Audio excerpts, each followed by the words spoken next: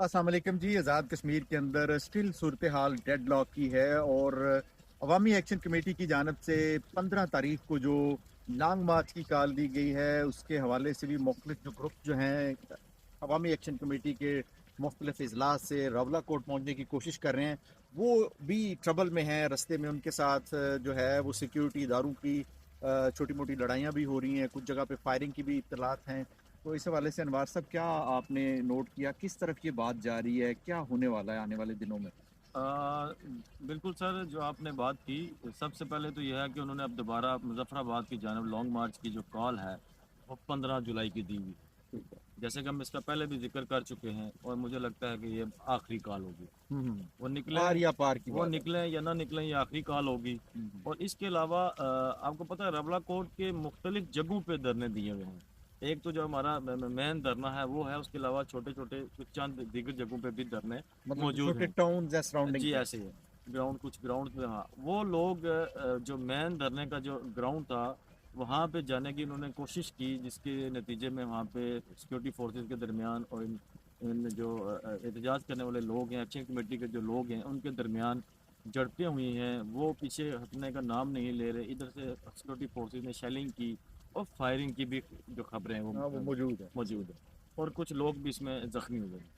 और आज जो सबसे बड़ी बात वो ये है कि इंतज़ामिया मस्जिदों में ये ऐलान कर रही है कि जो भी आदमी इस एक्शन कमेटी की लॉन्ग मार्च में शरीक होगा, उसका हिस्सेदार बनेगा, उनके खिलाफ कार्रवाई की जाएगी, उनके शनाख्ती कार्ड जो हैं वो मंसूख किए जाएंगे।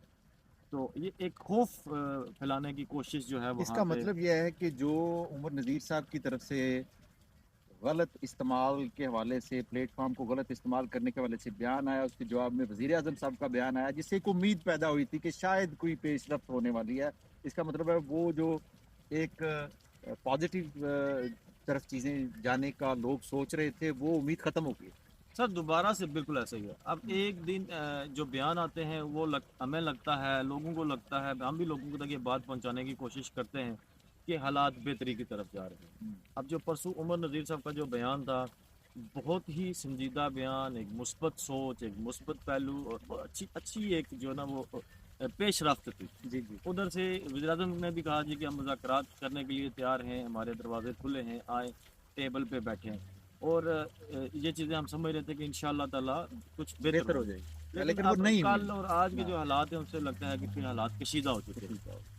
जो दीगर हैं, बिलावल भुट्टो ने भी पिछले दिनों में कहा था कि जी हम भी अगर आपने ये धरना ख़त्म नहीं किया तो हम भी सड़कों पे निकल आएंगे। अब वो उस तरह की चीज़ें भी कोई कारामद मतलब नहीं है, जो बयान ही है पार्टियां सिर्फ। पाकिस्तान के अंदर से भी कह रही थी, लग ऐसे रहा है कि उनको भी इस्टेब्लिशमेंट की जानब से या मुक्तदरा हलकों की जानब से शटअप कॉल जो है वो दी गई है, और वो उस तरह से चीज़ों को नहीं कर पा रहे। पर आप क्या कहते हैं? देखिए ना, यही बात मैं आपको कह रहा हूँ कि ये चीज़ें मुश्किल हो रही हैं। अगर अभी भी दोबारा से संजीदगी का मुजाहरा ना किया गया तो 15 तारीख को अगर इन लोगों ने बाहर निकलने की कोशिश तो की बड़े तसादम का और खतरा इनको है। ज़ोर ज़बरदस्ती आप रोकेंगे, जब ऐसी सिचुएशन में एक दफ़ा फिर से जो है ना वो चीज़ें सामने आएंगी कि जो कि बेहतर नहीं होंगी।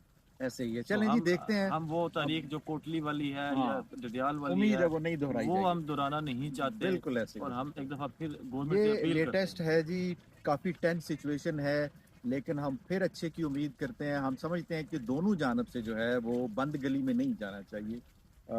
उमर कश्मीरी साहब या एक्शन कमेटी अगर कुछ अर्सा पहले इन चीज़ों का इदराक कर लेती तो शायद इस बंद गली में ना जा पाते। और हुकूमत की जानब से भी जो कहा जा रहा है बार बार, जिस तरह मस्जिदों में ऐलान किए जा रहे हैं, ये भी एक मुनासिब चीज़ नहीं है। आपके शहरी हैं, आपसे इख्तलाफ राय रखते हैं, बैठें एक जगह और इन मामलात का कोई हाँ हल जी। तलाश करें। इंशाल्लाह कल दोबारा आपके सामने हाजिर होंगे, तब तक के लिए इजाज़त दीजिए। अल्लाह हाफ़िज़।